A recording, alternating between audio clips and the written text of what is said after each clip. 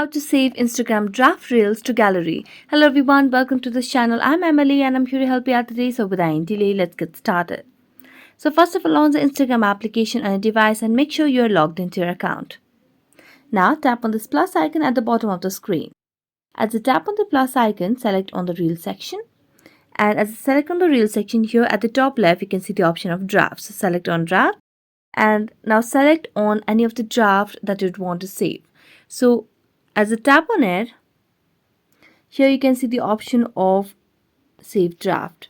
So if you can share, you can share. If you do not want to share but you would want to save it to gallery, tap on the three dotted lines.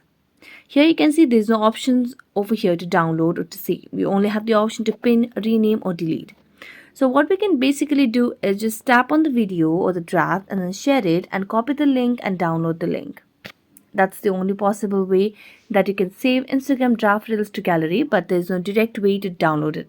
So that's it. Thank you so much for watching this video. See you next time.